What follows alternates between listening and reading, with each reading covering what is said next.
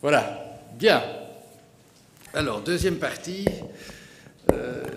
J'ai parlé dans le titre de cet exposé, enfin le titre général de l'exposé évoquait les responsabilités d'entreprise.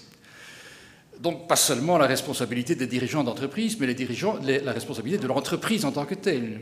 La responsabilité de la personne morale, puisque nous parlons d'une société anonyme et que nous avons centré nos exposés sur la société anonyme cotée. Et donc, pour comprendre le problème, les termes dans lesquels il se pose réellement et éventuellement lui fournir une solution convaincante, il faut reparler un instant de la notion de personnalité juridique. Alors, la notion de personnalité juridique, si je trouve mes papiers, c'est une notion qui est débattue depuis extrêmement longtemps, qui fascine les juristes. Comment peut-il exister une personne autre que physique? Et il y a un auteur anglais d'ailleurs qui, ironisant quelque peu, a dit ceci avant la Deuxième Guerre mondiale: On the continent, the number of jurists who attempt to grapple with this problem is so large that legal authors may be divided into two groups. Those who have written on the nature of legal persons and those who have not yet done so. Et c'est vrai que tout juriste, tout théoricien du droit a l'envie, le désir un jour de se prononcer sur la nature de la responsabilité, la personnalité morale. Je ne vais pas le faire, rassurez-vous. Je vais me contenter, dans la perspective de la problématique particulière que je voudrais aborder ce soir, je vais me contenter de vous représenter les quelques grandes conceptions qui sont possibles dans cette matière. Et pour simplifier, il y a en définitive trois grands courants. Il y a d'abord un courant que je qualifie de réaliste ou de naturaliste. Les groupes existent à l'état de nature autant que les individus, autant que les personnes physiques qui les composent.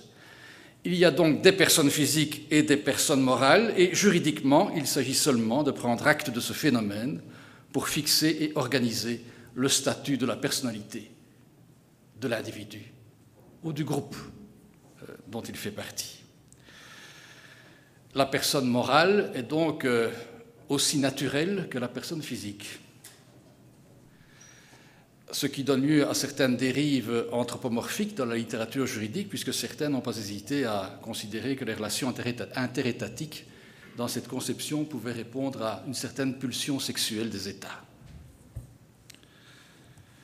Deuxième courant, un courant techniciste ou légaliste, représenté dans notre pays par Pierre Van Meslag et par Lucien Simon. À la différence des personnes physiques, qui sont des personnes naturelles, quant à elles, les groupes ou collectivités n'existent pas à l'état de nature, c'est-à-dire comme organismes biologiques. C'est assez évident, semble-t-il.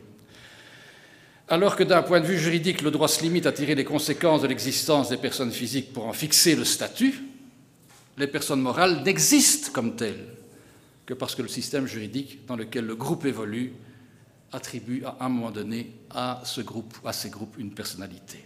Et ce procédé, qui consiste à attribuer une personnalité au groupe, relève de la fiction. On va faire comme si les groupes étaient des personnes physiques dotées d'un statut juridique. Troisième courant, le courant conceptualiste ou structuraliste, représenté dans notre pays en particulier par Valéry Simonard et Thierry Tilquin, qui font table rase des doctrines précédentes. L'opposition, la comparaison entre personnes physiques et personnes morales procède d'une erreur d'optique. La personnalité morale ou juridique désigne seulement un concept, une structure, ou plus simplement un statut d'aptitude à être sujet de droits et d'obligations au sein d'un système ou d'un ordre juridique donné. Il ne faut plus parler de personne morale ou de personne juridique pour opposer les personnes physiques aux personnes morales. Il faut parler de la personnalité juridique qui est attribuée aux personnes physiques et aux personnes morales selon un procédé juridique qui est en quelque sorte de même nature et de même consistance.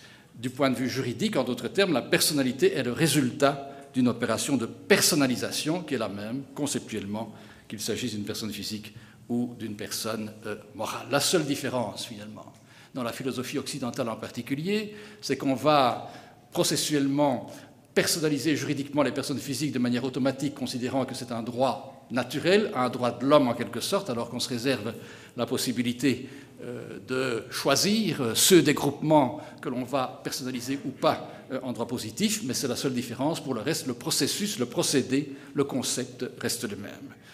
Et d'ailleurs, à l'appui de la thèse de Tilquin et Simondard, si j'ose faire un détour par l'anthropologie, Paul Jorion, dans un ouvrage intitulé « Comment la réalité fut inventée », observe que dans des tribus primitives, le groupe existe avant l'individu et qu'on conscientise le groupe avant de prendre conscience que l'individu existe. Donc effectivement, l'idée que la personnalité est d'abord attribuée aux personnes physiques et puis aux personnes morales est une vision occidentale du problème.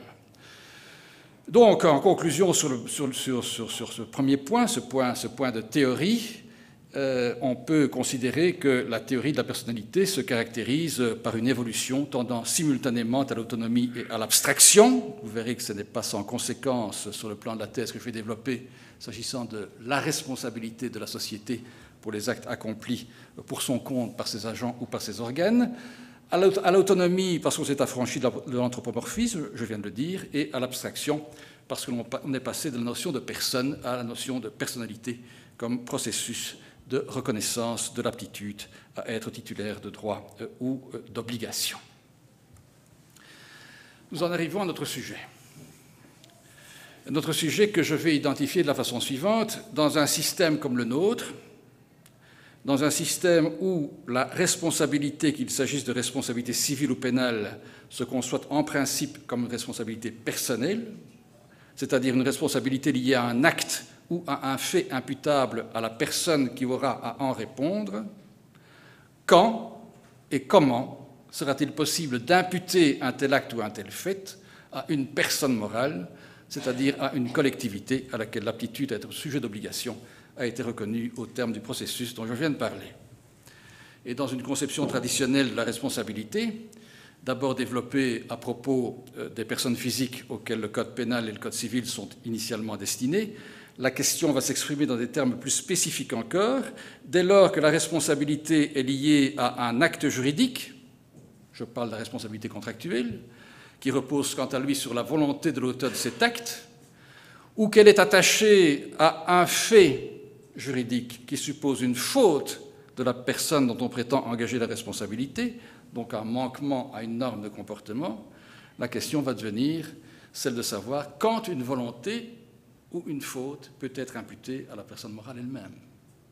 Ça vous paraît peut-être évident, mais vous allez constater que c'est moins évident qu'il n'y paraît. C'est le problème de l'imputation. Et il y a une réponse traditionnelle à ce problème. La réponse traditionnelle, c'est que, puisque seules des personnes physiques sont capables de volonté, que seules les personnes physiques sont capables de jugement, que seules les personnes physiques ont une psychologie, la personne morale ne pourra être responsable à l'égard des tiers qu'en raison d'un acte ou d'une faute commise en son sein par une personne physique. Et alors, le juriste va se poser la question suivante, quelle personne physique ? Comment vais-je juridiquement déterminer quand et à quelles conditions telle personne physique, au singulier ou au pluriel, qui accomplit un acte ou commet une faute, engage simultanément la personne morale, la société en l'occurrence. C'est la théorie de l'organe et la théorie de la représentation. L'organe s'identifie à la personne morale, il la représente. Le mandataire s'identifie à son mandant, il le représente, enfin il ne s'identifie pas à son mandant, mais par application de la théorie de la représentation, on va faire comme si il s'identifiait à son mandant. Les actes accomplis par le mandataire engagent directement le mandant, les actes accomplis par l'organe engagent directement la société personne morale, et on va se poser la question de savoir si le même raisonnement peut être tenu en matière extracontractuelle. En d'autres termes, est-ce que la théorie de la représentation vaut aussi en matière extracontractuelle, sachant que la question est résolue par l'affirmative en ce qui concerne les organes. Nos administrateurs, mais je parle beaucoup trop vite en disant nos administrateurs, le conseil d'administration, puisque comme je vous l'ai indiqué, les administrateurs en tant que tels, individuellement, n'ont pas de pouvoir et donc pas d'obligation non plus. Et cette réponse, fondée sur la théorie de la représentation organique ou contractuelle, est traditionnellement considérée comme exclusive. Ce qui est générateur de problèmes pratiques et ce qui est générateur de questions théoriques. Est-ce que cette exclusivité ou cet exclusivisme est acceptable? L'intérêt est théorique, je viens de le dire, mais il est aussi pratique, dans le domaine du M&A en particulier, pour descendre sur Terre. Dans le domaine du M&A, vous savez tous que les contrats à l'américaine se sont développés et que donc la moindre cession d'actions, par exemple, va donner lieu à des contrats de plusieurs dizaines, de plusieurs centaines de pages, avec des reps and warranties qui vont être kilométriques, où on va spécifier les cas dans lesquels le vendeur devra indemniser l'acheteur pour un manquement à une garantie, par exemple, parce qu'on a oublié de déclarer qu'il y avait une menace de procès en Oklahoma, là où une usine est exploitée par une filiale de la société dont on cède les actions. Et le plus souvent, dans ces contrats d'acquisition, on va exonérer le vendeur de sa responsabilité si l'acheteur connaît ou devait connaître le manquement à la garantie qu'il va vouloir ensuite mettre en œuvre, ou le fait générateur de la garantie qu'il veut mettre en œuvre. Je savais ou je devais savoir qu'il y avait une menace d'action dans cette région de l'Oklahoma en ce qui concerne l'exploitation de l'usine en question. Alors, on dit dans les contrats, connaissance de l'acheteur. Et qui a connaissance? L'acheteur, c'est une société. C'est la holding d'un groupe. Et qui a connaissance? On ne sait pas. Est-ce que c'est tout le conseil d'administration? Les 25 administrateurs de la société acquéreuse au sommet du groupe qui doivent avoir su que dans l'Oklahoma, il y avait cette usine qui était menacée d'une action en responsabilité parce que dans les 10 000 pages de data room qui ont été ouvertes à l'acheteur avant qu'il ne se décide à signer le contrat, il y avait effectivement une lettre de mise en demeure de l'administration en charge de l'environnement dans cette région de l'Oklahoma. Voilà, c'est la question qui est débattue et qui est débattue dans des procédures arbitrales en particulier. Comment va-t-on imputer la connaissance d'un fait à une société? Et la question est tellement actuelle que dans la plupart des contrats de M&A qu'on conclut aujourd'hui, dans les définitions, parce que ça c'est la technique aussi à l'américaine, on va commencer par définir toutes les notions de manière à concevoir le contrat comme un système fermé, aussi fermé que possible. Dans les définitions, on dira connaissance de l'acheteur signifie connaissance de monsieur X, Y ou Z.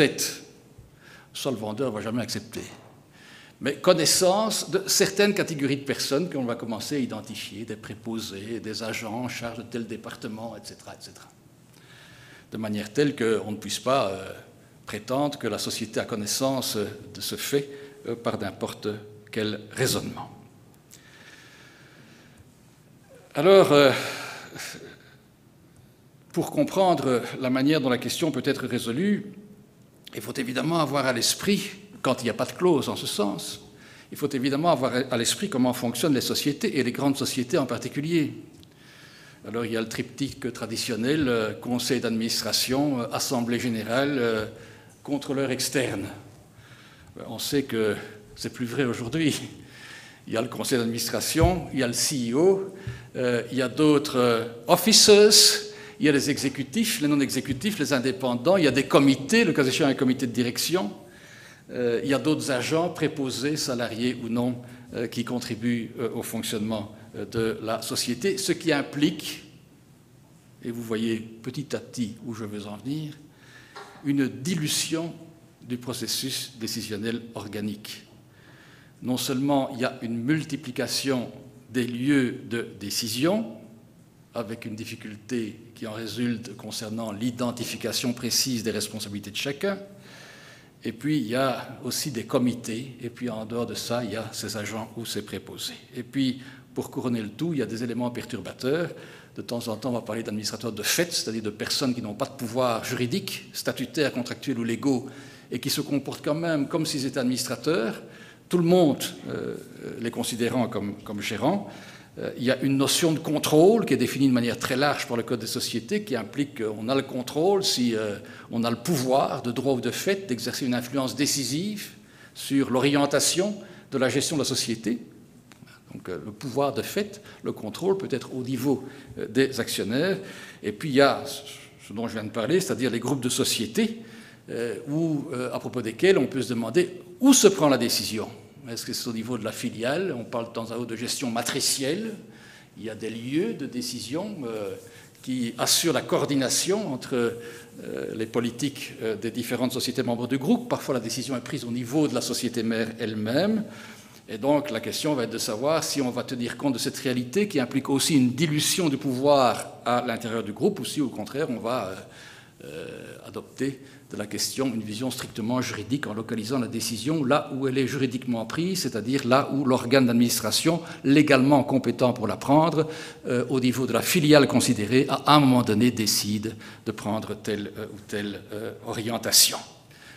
On anticipe sur la leçon de demain, substance over form, form over substance. Est-ce qu'on va prendre en considération la dilution du pouvoir au sein de la société ou au sein du groupe, ou est-ce qu'on va, au contraire, regarder de manière strictement juridique ou juridiciste qui a pris véritablement, légalement, statutairement, la décision en question? Les mêmes observations peuvent être formulées sur, en ce qui concerne la représentation de la société, et je ne vais donc pas m'étendre davantage là-dessus. Tout cela pour les décisions qui impliquent la conclusion d'un acte juridique. Notre fameuse opération de M&A. Est-ce qu'elle est décidée à Paris, à New York, je ne dis plus à Bruxelles, ou est-ce qu'elle est décidée à Bruxelles? Bon. Et puis il y a les faits juridiques, c'est-à-dire les fautes. Alors, les fautes, là, c'est le problème de l'imputabilité de la faute de quelqu'un à la société pour justifier la mise en œuvre d'une responsabilité à l'égard de la société. Alors, classiquement, on va dire, ça peut être l'organe. L'organe, c'est-à-dire une faute du conseil d'administration, c'est alors une faute collective. Et il faut, dit-on, que l'organe ait agi dans les limites de ses attributions légales. Oui, mais ça, c'est trop étroit. On va aussi accepter une responsabilité de la société pour les fautes de son organe lorsque la personne qui a commis la faute doit être tenue comme ayant agi dans les limites de ses fonctions par tout homme raisonnable et prudent. Donc on ne doit plus être organe. On n'est pas organe. Légalement, on n'est pas organe. Mais toute personne normale, vous considérez comme organe. C'est l'administrateur de fait, en quelque sorte. Mais dans ce cas-là, vous allez être assimilé en organe pour la question de l'imputabilité que j'évoque ici. Ça veut dire que l'imputabilité, l'imputation de la faute de cette personne à la société trouve son fondement ailleurs que dans la théorie de l'organe à l'état pur. Alors. Elle le trouve dans un principe qui est le principe de la confiance. L'homme raisonnable et prudent pouvait croire légitimement que la personne qui a causé le dommage dont il se plaint agissait au moment où elle a commis la faute en question dans les limites de ses fonctions d'organe. Et puis il y a les préposés, au sens du droit de la responsabilité, article 1384, alinéa 3 du Code civil, c'est-à-dire les personnes qui se trouvent dans le lien de préposition, donc dans un lien de subordination par rapport à un commettant. Ça, juridiquement, c'est encore assez précis. La jurisprudence a précisé les conditions dans lesquelles un préposé peut mettre en cause la responsabilité de son commettant. Mais là aussi, on observe un effet de dilution des conditions, en quelque sorte. Normalement, il faut que le préposé agisse dans l'exercice de ses fonctions, comme l'organe. Oui, mais la Cour de cassation dit ça, c'est trop étroit. Il faut assurer la protection des tiers. Et donc, il y a une politique jurisprudentielle qui va avoir pour conséquence d'élargir les conditions dans lesquelles le préposé peut être à la source d'une responsabilité de son commettant. une société, le cas échéant. Il suffit que la faute ait été commise pendant la durée des fonctions. Matériellement, ça n'a peut-être rien à voir avec ces fonctions, mais ça a été commis pendant la durée des fonctions, donc ça pourra mettre en cause la responsabilité de la société. Et il peut y avoir abus de fonction.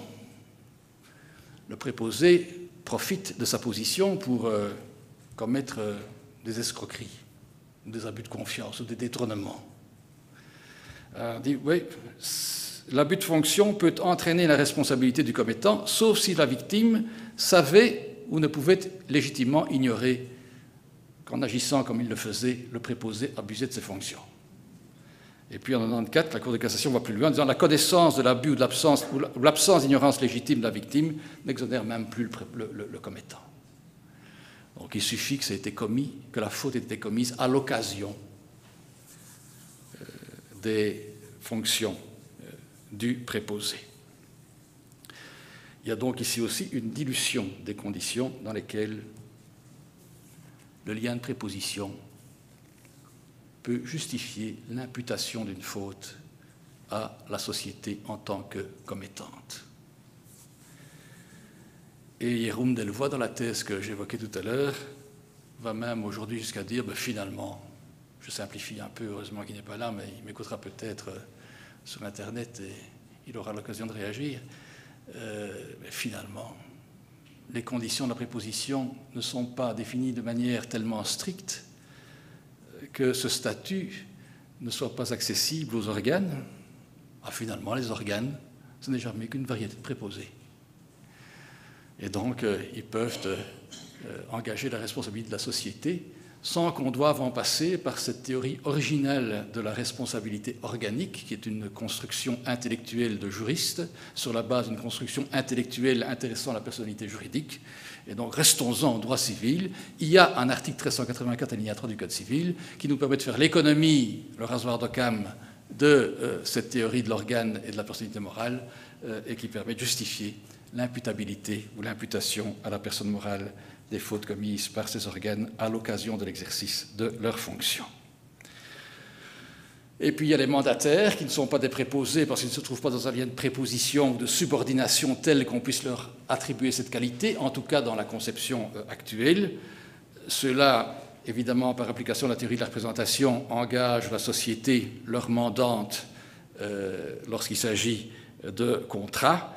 Et il y a une tendance défendue par Paul-Alain Faurier en Belgique en particulier qui tente à l'extension de cette représentation aux fautes commises par le mandataire à l'occasion de l'exercice de ses fonctions. Ça, c'est le système classique, je dirais. Mais système classique dans lequel on observe un phénomène de dilution. Les conditions dans lesquelles l'organe et le préposé peuvent mettre en cause, peuvent commettre des fautes imputables à la société, s'assouplissent, se diluent, s'élargissent. Le lieu où la faute est commise est moins précisément défini. Et donc, est-ce qu'il y a d'autres systèmes? Est-ce qu'il y a d'autres systèmes? Et pourquoi se pose-t-on la question? Parce que ce phénomène de dilution, pour le juriste, il est un peu préoccupant. Cela veut dire que les contours et les fondements de la notion de représentation en matière contractuelle ou extracontractuelle dans le chef des organes, des préposés, des mandataires ne sont plus si solides que cela. Et il y a aussi, accolé à ce phénomène de dilution et d'imprécision croissante des conditions dans lesquelles l'organe, le mandataire ou le préposé peuvent commettre des actes qui seront imputables à la société, il y a aussi, s'ajoute aussi à cela la complexité croissante des organigrammes et de la manière dont la société fonctionne. Et donc, la question s'est posée de savoir si on ne pouvait pas raisonner autrement et s'il n'était pas envisageable d'imputer, de justifier l'imputation d'une responsabilité à la société autrement, sans devoir identifier, franchissons le pas, sans devoir identifier là où les personnes auteurs du comportement considéré comme fautif qui va rejaillir, qui va retentir sur la société en tant que personne morale. Et pour justifier de cette de ce passage éventuel, on peut d'abord faire allusion ou se référer à la doctrine néerlandophone, en particulier la doctrine de Joris van den Roy, qui, à l'inspiration du droit hollandais, a défendu l'idée de la corporatief schuldbegrip, de la direct daderskap. Il suffit de constater que l'organisation dysfonctionne pour qu'il en résulte une faute directement imputable à l'organisation elle-même, c'est-à-dire à la personne morale, dans le contexte dans le cadre duquel ce dysfonctionnement est constaté. Alors ça paraît tout à fait choquant à des juristes épris des catégories civilistes dont je viens de vous parler, même si nous venons d'observer que leurs contours sont devenus plus imprécis qu'ils n'étaient autrefois. Ben, c'est peut-être pas si choquant que cela. En tout cas, moi, je ne prends pas position. Je suis en train simplement ici de vous présenter une alternative possible, éventuelle, qui peut avoir ses utilités dans le domaine du M&A en particulier. Prenons l'exemple de la responsabilité pénale. Ben, la responsabilité pénale, elle a connu des personnes morales, elle a connu une évolution qui commence en 1946, qui a des étapes. Je ne vais pas les rappeler ici. Elles seraient très intéressantes à rappeler parce qu'elles sont très expressives de la nature de l'évolution en question. Mais allons à la conclusion. La loi du 4 mai 1999 qui consacre la responsabilité pénale des personnes morales. Toute personne morale est pénalement responsable des infractions qui sont intrinsèquement liées à la réalisation de son objet ou à la défense de ses intérêts ou de celles dont les faits concrets démontrent qu'elles ont été commises pour son compte. Point. Il ne faut pas démontrer que l'infraction est imputable à un organe, à un mandataire ou à un préposé qui avait le pouvoir d'engager la responsabilité pénale de la personne morale. Donc en matière pénale, il est vrai qu'on est en matière pénale, c'est-à-dire pas en matière civile, et que le droit pénal a son autonomie, suivant certains en particulier. Mais donc en matière pénale, il y a une évolution remarquable qui implique un dysfonctionnement dans l'organisation d'une société si il peut être qualifié pénalement, peut justifier la responsabilité pénale de la personne morale sans imputation de fait en question, d'abord à une personne physique. Alors on va dire autonomie du droit pénal. Qu'est-ce que c'est l'autonomie du droit pénal? Si ça existait, ça se saurait. Or, c'est un principe qu'on énonce, dont le contenu est discuté, et personne n'est d'accord sur le contenu de l'autonomie du droit pénal. On parle aussi d'identité de faute pénale et de faute civile.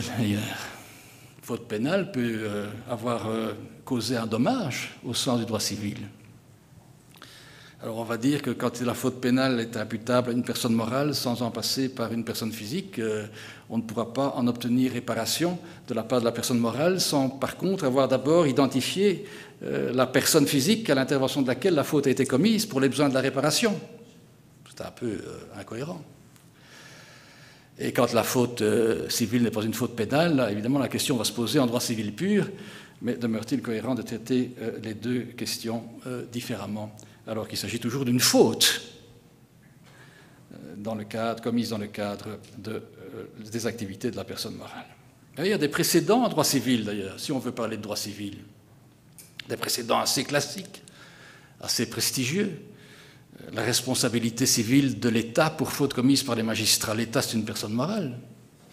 Le magistrat, c'est un agent de l'État, même s'il est indépendant, conformément au principe constitutionnel. Il rend la justice pour le compte de l'État.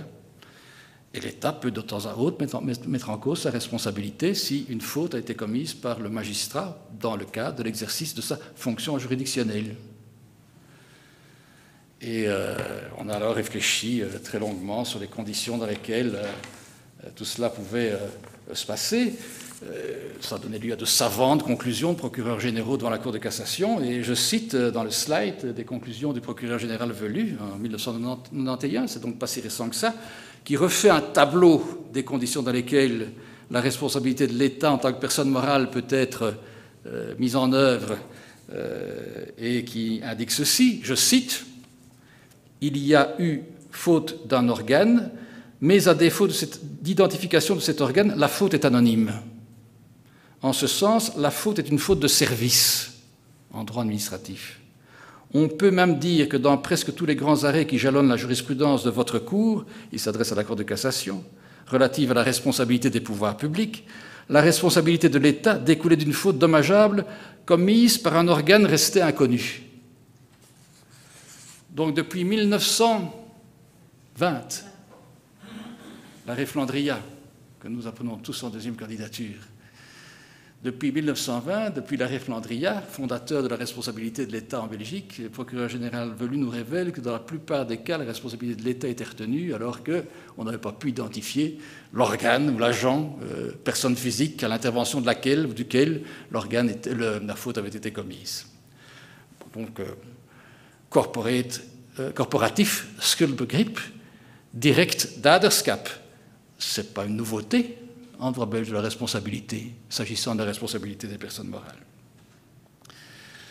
Et donc, il y a une tendance, il y a d'autres indices que vous trouverez dans le slide, notamment le fait que, cassation 9 novembre 87, le dol d'un administrateur peut justifier l'annulation du contrat conclu avec la société.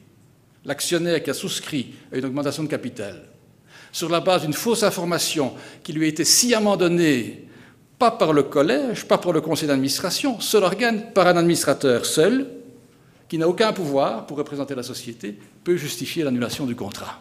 Cour de cassation, 9 novembre 87, peut justifier l'annulation de la souscription.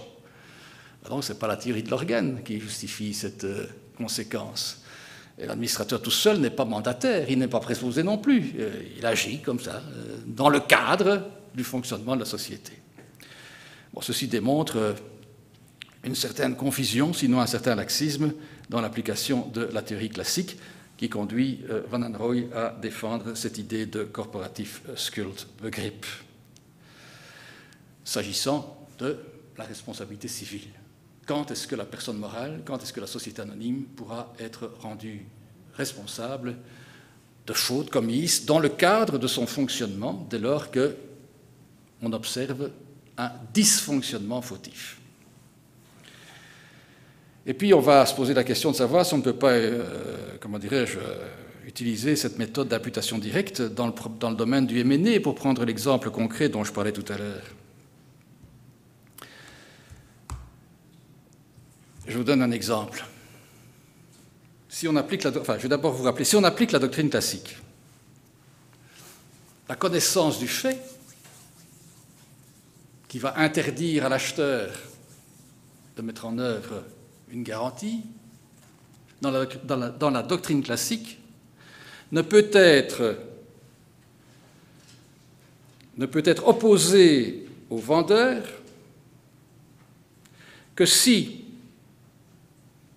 cette connaissance est démontrée dans le chef de celui qui a représenté la société à l'occasion de la conclusion du contrat. Celui qui a signé le contrat.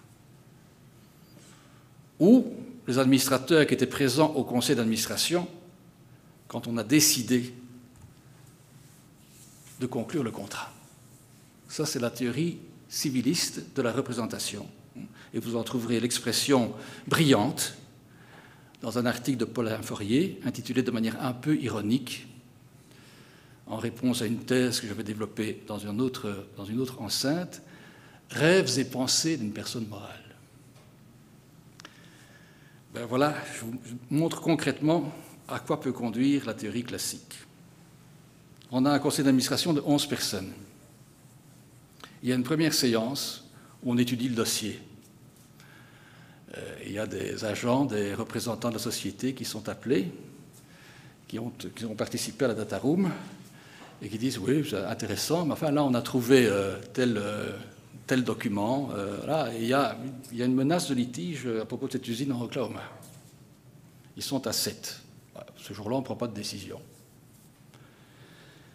Et puis, à la séance numéro 2, ils ne sont plus que 6, 2 qui ont participé à la première séance et 4 autres qui ne participent pas à la première séance. et les deux qui participaient à la première séance s'abstiennent, voire s'opposent, sans révéler les raisons de leur abstention, de leur opposition, et la décision d'acheter est prise par les 4 autres. 4 contre 2. Et eux, ils savent de rien, comme on dit à Bruxelles. Et puis le litige est là. Est-ce que on va dire que l'acheteur ne connaissait pas? Dans la thèse civiliste classique, on va dire oui, l'acheteur ne connaissait pas, puisque ceux qui ont pris la décision, l'organe qui a pris la décision, à la séance numéro 2, était composé de personnes qui ne savaient pas, et ceux qui savaient le cas échéant, ils se sont abstenus. Je peux même aller plus loin. On peut raffiner l'exemple et éliminer 6 et 7. Ils étaient à la première décision, ils ne sont pas là à la deuxième décision. La décision est prise purement et simplement par 8, 9, 10 et 11. Dans la théorie classique, dans la théorie civiliste, le vendeur ne peut pas prétendre que l'acheteur savait. Alors il y a plusieurs hypothèses. Il y a l'hypothèse où c'est un malheureux concours de circonstances qui fait qu'à la réunion à laquelle on a décidé d'acheter, ceux qui savaient étaient absents. Ou il y a une autre hypothèse, c'est qu'on a fait en sorte que ceux qui savaient ne soient pas là, de manière telle que le moment venu, on puisse dire que ceux qui ont conclu ne savaient pas, et que donc qu'il n'y a pas de connaissance imputable à la société. Ça se plaît dans des arbitrages. Et donc, voilà les termes du problème. Et la question se pose donc de savoir si, dans certaines circonstances, si l'on peut démontrer que, même en l'absence d'organisation du processus de décision dans les conditions que je viens de décrire, si on ne peut pas considérer qu'une société doit être organisée de manière telle que l'information pertinente à propos d'une décision doit circuler. Et que si elle ne circule pas comme elle devrait circuler, c'est le résultat d'un dysfonctionnement, avec pour conséquence qu'il faut faire comme si elle avait circulé, par application du principe de la réparation en nature, en droit de la responsabilité, appliqué ici par analogie. Je ne fais ici que poser la question qui est aujourd'hui débattue, en ajoutant simplement que dans d'autres juridictions, en droit allemand, en droit anglais, dans d'autres matières, en matière d'emploi des langues par exemple, on admet que la connaissance de quelque chose, la connaissance d'une langue par exemple en Belgique, peut être imputée à une personne morale et attribuée à une personne morale autrement que par la théorie de l'organe, du mandat ou du lien de préposition. S'il est démontré que des agents actifs dans le secteur qui fait l'objet du procès, pour parler d'emploi des langues en matière judiciaire, parlent bien la langue de la procédure, la société ne pourra pas demander le changement de langue. Il ne faudra pas démontrer en plus que le conseil d'administration ne parle pas la langue en question ou qu'il la parle selon le côté de la barre duquel on se trouve. Donc il y a des solutions alternatives possibles qui sont pour l'instant en discussion. À nouveau, je ne prends pas position, mais je dis simplement que la responsabilité de la personne morale va aujourd'hui, ou est susceptible de s'apprécier aujourd'hui autrement que sur la base des théories civilistes classiques, de la théorie de l'organe, de la théorie du mandat ou de la théorie de la préposition sous l'angle de l'article 1384 alinéa 3 du Code civil. Ce qui m'a conduit à dire, dans un autre cadre où je présentais un exposé de la même nature que celui-ci, que si on admettait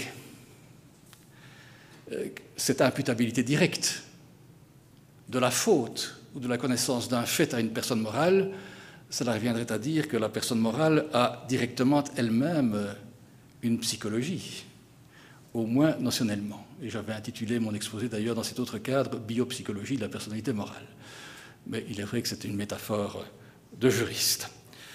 Voilà pour ce qui concerne les quelques propos que je souhaitais partager avec vous ce soir. Je vous remercie de votre attention et si vous avez des questions, je suis bien entendu à votre disposition.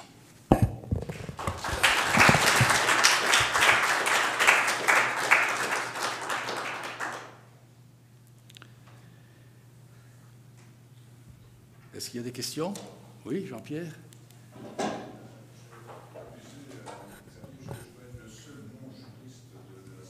Vous avez beaucoup de courage.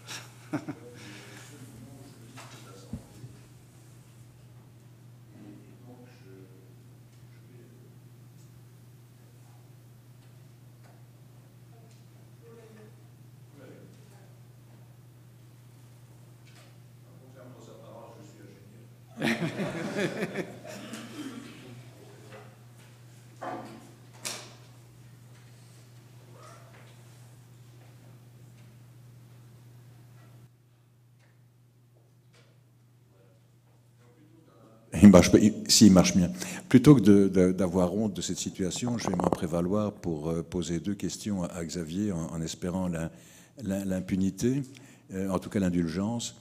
La première, c'est un souvenir, ou plutôt plusieurs souvenirs que j'ai de praticien en Assemblée Générale et de conseil d'administration. J'ai longtemps dû ferrailler pour expliquer, j'espère que j'étais dans le droit, que les administrateurs indépendants au sein d'un conseil n'étaient pas spécialement dédiés à la défense des intérêts des actionnaires minoritaires. Quand je dis minoritaires, je veux dire répartis. Et ça m'a valu vraiment beaucoup de combats et parfois quelques mécomptes. J'observe que dans les choses que je lis au cours des dernières semaines, c'est au contraire une théorie qui semblerait prospérer. On commencerait à considérer la chose en disant, mais dans le fond, pourquoi est-ce que les actionnaires indépendants ne seraient pas précisément érigés en défenseurs particuliers, spécifiques, non pas tous les actionnaires, mais des actionnaires, des petits actionnaires, pour dire comme ça. Et la deuxième question, Xavier, si je peux me permettre d'abuser de ma situation de minoritaire, c'est, comme le font beaucoup de minoritaires, c'est de dire ceci. J'étais samedi soir à Paris avec des amis à la fois français, belges, juristes, non juristes, ingénieurs financiers, et nous discutions de l'affaire Alstom. Et je crois que j'ai été, à la fin du dîner, l'un des derniers à soutenir la thèse que, ben mon Dieu, même si cette malheureuse société, ou cette société en tout cas, se séparait ou était amenée à séparer de 3/4 de ses activités, quand même, c'était toujours du ressort du conseil d'administration et qu'il ne fallait pas nécessairement convoquer pour l'Assemblée, pour décider de cette chose, l'Assemblée générale. Alors, ayant dit ça jusqu'à minuit, Xavier, est-ce que je sentais le fagot, en fait, ou est-ce que j'avais raison? Alors, première question, un peu d'histoire avant la réponse. La notion d'administrateur indépendant, elle débarque, si j'ose dire, ou elle est importée en droit belge et plus généralement sur le continent, au milieu des années 90, à la fin du siècle dernier, dans le prolongement ou dans les bagages de l'école de Chicago. Avec d'ailleurs un malentendu, puisque en définitive, ce que promeuvent les représentants de cette école, c'est un contrôle des dirigeants, des managers qui monopolisent le pouvoir et l'information au détriment d'un actionnariat dispersé, avec pour conséquence qu'il faut des administrateurs indépendants qui les contrôlent, des administrateurs indépendants des managers, des directors. Ça, c'est la philosophie américaine. Alors qu'en droit belge, évidemment, quand cette philosophie débarque, ce qu'on observe, même si on a un peu exagéré la consistance de l'observation, c'est qu'il y a des actionnaires de contrôle et de référence, et puis il y a des actionnaires minoritaires, comme tu viens toi-même de les appeler, avec pour conséquence que les indépendants, historiquement, on va en créer le statut pour contrôler les représentants de l'administrateur de l'actionnaire de contrôle ou de référence. Donc historiquement, politiquement, idéologiquement, c'est ainsi que la notion d'indépendant a été conçue. Ça ne veut pas dire que juridiquement, cette origine historique doit prévaloir. Et il y a juridiquement en droit belge un principe qui jusqu'à présent reste le principe de droit positif, c'est que les administrateurs sont censés représenter la société, c'est-à-dire la généralité de ses actionnaires, si on accepte d'aller au-delà. mais pas une catégorie d'actionnaires en particulier. Maintenant, il y a toujours des nuances qui, comment dirais-je, se développent au fur et à mesure de l'évolution. On a aussi admis, en droit belge, des OPA en particulier, la notion de représentation de fait. Et donc, par exemple, en droit des OPA, les administrateurs qui représentent en fait un actionnaire au conseil d'administration de la cible doivent interroger l'actionnaire qui le représente pour savoir ce qu'il va faire de ses titres. Hein? Donc la notion de représentation de fait d'un actionnaire est apparue en droit. Hein? Alors évidemment, si on est un bon juriste, puisque nous sommes entre nous, et nous le sommes tous, et nous avons un exemple magnifique d'un ingénieur qui spontanément est un excellent juriste, on va considérer que cette disposition est évidemment exceptionnelle dans le droit des OPA. Elle ne va pas remettre en cause les fondements du droit des sociétés.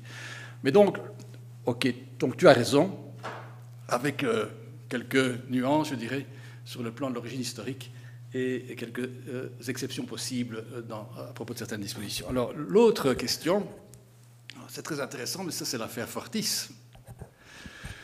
Est-ce que le conseil d'administration de Fortis pouvait décider de refaire de Fortis un groupe d'assurance, de modifier fondamentalement son profil? Ben oui. En droit belge, oui, assurément. Article 522 du Code des sociétés. L'Assemblée générale n'a plus que les pouvoirs que la loi lui réserve, et le Conseil a tous les pouvoirs nécessaires ou utiles pour réaliser l'objet social. Et la Cour de cassation l'a d'ailleurs admis dans un autre contexte, à l'époque où le concordat était encore un concordat liquidatif, parce qu'il pouvait s'agir d'un concordat par abandon d'actifs. Ben, il y a bien une décision qui entraîne une modification du profil de la société, c'est de la transformer en société qui va désormais être liquidée, passer d'une situation de continuité à une situation de discontinuité. Et bien dans ces fameux arrêts Carmeuse des années 80, la Cour de cassation a dit le dépôt d'une requête en concordat par abandon d'actifs, il va conduire à la liquidation de la société. C'est une compétence du conseil d'administration, par application de l'article 522 du Code des sociétés. Donc le droit pur et dur est celui-là. Maintenant, c'est discuté, évidemment. C'est discuté à propos de grandes affaires, où ça peut paraître choquant. Ça peut paraître choquant dans une vision de la société qui est inspirée de la philosophie de Chicago, dont je parlais, je caricature toujours un peu en parlant de l'école de Chicago, mais enfin, la philosophie shareholders primacy. On considère que la société appartient à ses actionnaires. Donc, quand on a modifié le profil fondamental, il faudrait retourner aux actionnaires et consulter l'Assemblée générale. C'est une conception philosophique. Mais juridiquement, ce n'est pas elle qui, techniquement, est pour l'instant consacrée par le droit positif. Alors en droit hollandais, puisqu'on a se posé la question à propos de l'affaire Fortis, et il y a d'ailleurs des études qui sont parues à la revue pratique des sociétés que dirige notre ami Yves de Kort, et je crois même que Yves s'est prononcé sur la question dans un article dans l'Écho, dans le contexte de l'affaire Fortis, et je crois que c'est considérant qu'effectivement, à l'inspiration du droit hollandais, on pourrait devoir retourner à l'Assemblée générale. Je ne vais pas perturber le débat avec la référence à des chartes de corporate governance qui peuvent le suggérer ou le recommander, parce que là, évidemment, la question n'est plus posée dans toute sa pureté. Mais donc, à la question que tu poses, et je me tais, oui, en droit belge, si Alstom était une société de droit belge, le conseil d'Alstom a le pouvoir de décider de vendre telle division au groupe qu'il estime le plus approprié. D'autres questions? Alors, il faudrait quand même qu'il n'y ait pas que des ingénieurs qui réagissent. Oui, M. Culot.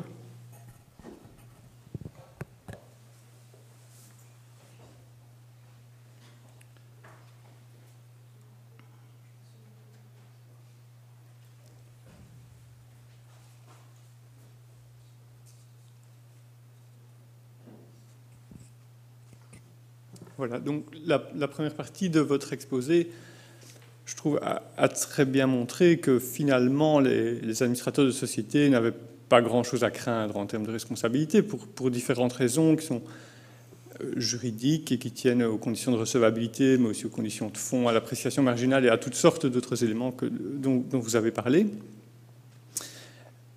Alors, je me pose souvent la question de savoir si c'était un bon système ou pas. Et il y a sans doute deux manières de le voir. On peut considérer que des administrateurs qui n'ont pas peur d'être attraits en responsabilité pourraient se comporter comme des cow-boys dans un Far West du droit des affaires. Mais on pourrait croire aussi que la crainte d'un droit de la responsabilité trop oppressant pourrait les empêcher de prendre des décisions audacieuses ou de se lancer dans des choses qui sont certes risquées, mais qui pourraient peut-être à terme donner des bons résultats.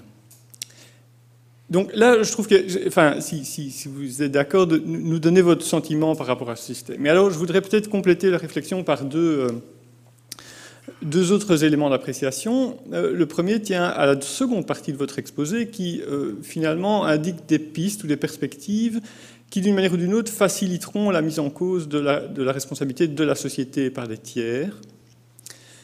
Mais alors, si on s'oriente dans cette voie sans changer les principes et les règles qui régissent la mise en cause de la responsabilité des administrateurs par la société, est-ce que les actionnaires, finalement, ne vont pas se retrouver un peu entre le marteau et l'enclume, avec une société, leur société, qui va de plus en plus être déclarée responsable et qui va donc devoir payer des dommages et intérêts, sans pouvoir utilement se retourner contre les administrateurs qui ont pris la décision?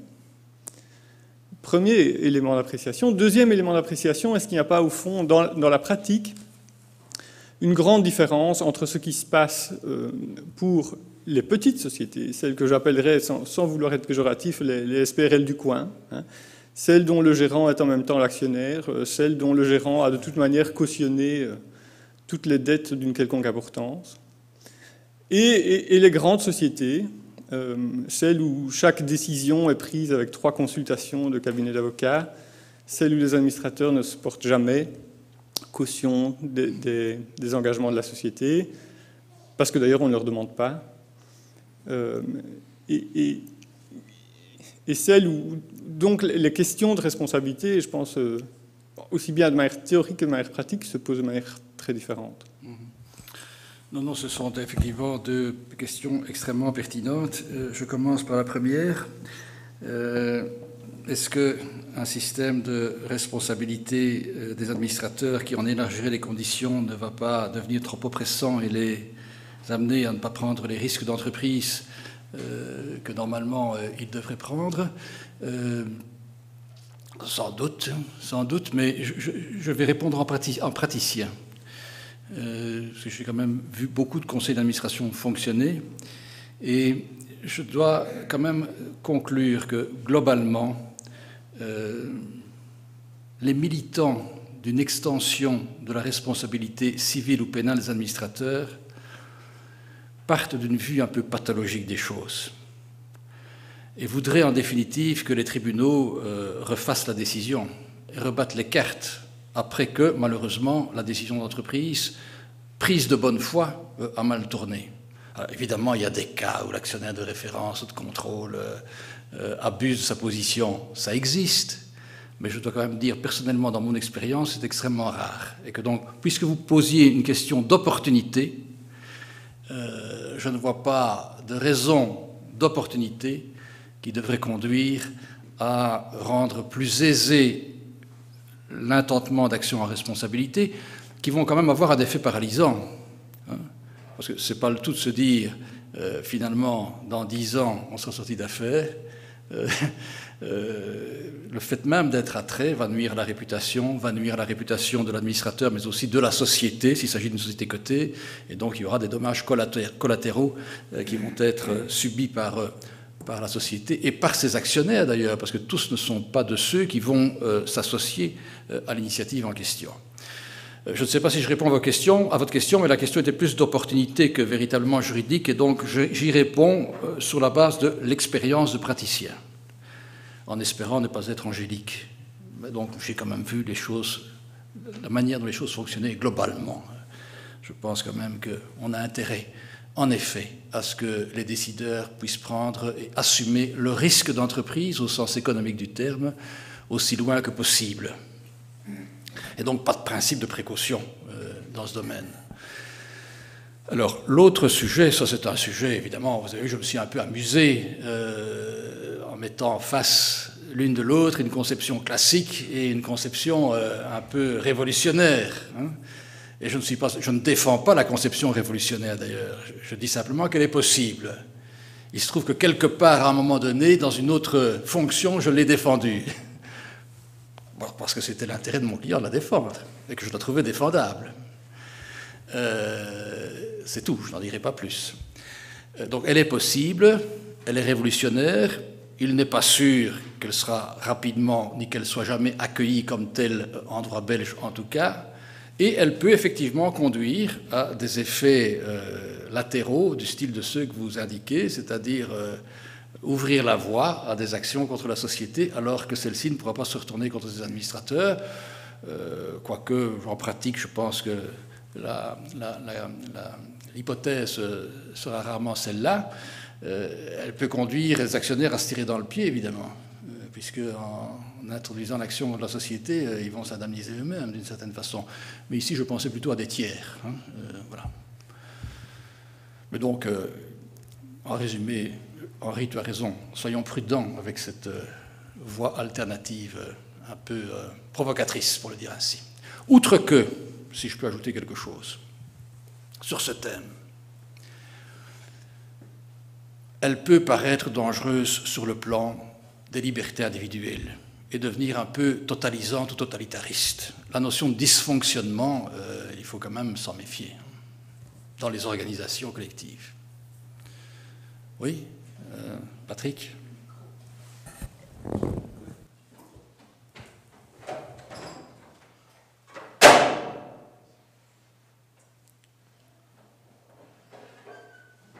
Oui, Xavier, merci pour cette leçon. Un souvenir et une question. Un souvenir, c'est celui du professeur Rons, qui disait que la différence entre une personne physique et une personne morale était assez simple. On ne peut pas faire l'amour à une personne morale, disait-il. Voilà, je pense que tu as rajouté à la série des définitions. Alors, une question autour et alentour de l'article 527. Donc la responsabilité pour faute de gestion.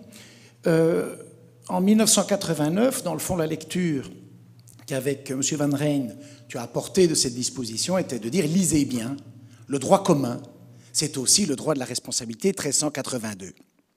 Il n'y a rien d'exclusif, Guilry et compagnie, donc il est normal que la Cour de cassation aille dans cette pente, si je puis l'appeler ainsi, de l'article 1382.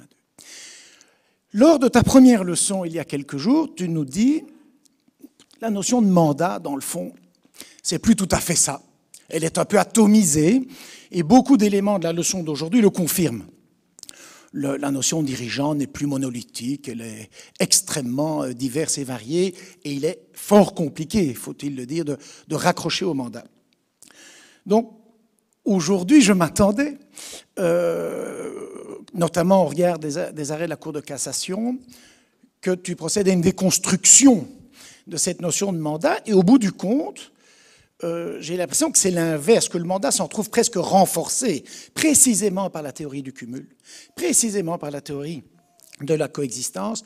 Et je me dis que ce n'est qu'un simple paradoxe, que théoriquement, néanmoins, ce mandat a dû, si je puis employer l'expression, prendre du plomb dans l'aile.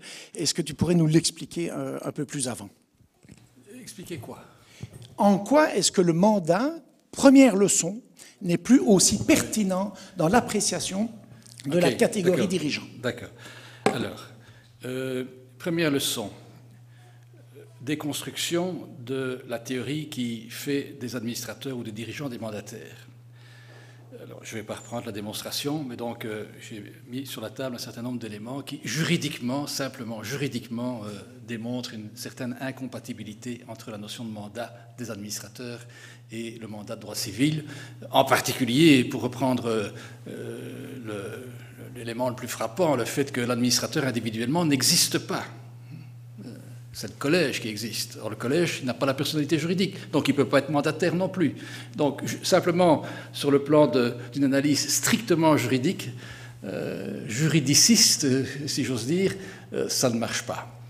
Ça ne marche pas non plus parce que on a aujourd'hui une conception de l'exercice, j'allais dire du mandat d'administrateur, mais des fonctions d'administrateur qui impliquent, comme je l'ai montré, qu'on doit prendre en considération un certain nombre de paramètres et d'intérêts qui ne sont pas seulement les intérêts d'un seul maître, c'est-à-dire l'actionnaire, qui est d'ailleurs l'actionnaire. C'est un mythe. Donc ça ne marche pas non plus de ce point de vue-là. Et donc l'école de Chicago, pour de nouveau m'attaquer à elle, qui repose sur cette idée, soutenue par le droit civil du mandat, ne prend pas en considération cette évolution vers l'autorisation de prendre en considération un certain stakeholdership. Bon, ça c'est pour la déconstruction. Et puis il y a, aujourd'hui j'ai fait un exposé de droit positif, et l'article 527 du Code des sociétés, il est ce qu'il est. Et il dit expressis verbis que les administrateurs sont responsables comme des mandataires, même si par ailleurs ils sont organes, au sens de l'article 61, ou 61, je pense, du Code des sociétés. Donc on ne peut que tirer encore aujourd'hui sur le plan du droit positif tel qu'il est un certain nombre de conséquences de cette assimilation, qui est presque une fiction, des administrateurs à des mandataires. C'est tout ce que j'ai voulu dire. Je n'ai fait que tirer les conséquences de cette assimilation aujourd'hui. Donc, il n'y a pas de contradiction entre les deux. D'ailleurs, je pense que la fois passée, ou il y a une semaine, je disais, en dépit de la concession du droit des sociétés au droit civil, au titre de l'article 527 du Code des sociétés, conceptuellement, intrinsèquement, les fonctions d'administrateur sont incompatibles avec la notion de mandat. Voilà. Je ne sais pas si je réponds à ta question, mais... je ne peux que constater que l'article 527 reste ce qu'il est. Mais c'est lui, évidemment, qui est à l'origine de ces difficultés. Ça, tu as tout à fait raison. Sinon, la question de la coexistence de la responsabilité ne se pose pas, puisqu'il n'y a pas de contrat. Et donc, oui. On pourrait aller jusqu'à ne garder que 1382. La société étant des bénéficiaires de cette fiducie, de cette responsabilité. Oui, bien sûr. Ça va à l'encontre de la conclusion générale qui était de dire il faut spécialiser parce que 1382 rend les choses compliquées. Voilà. Encore une autre question? Non?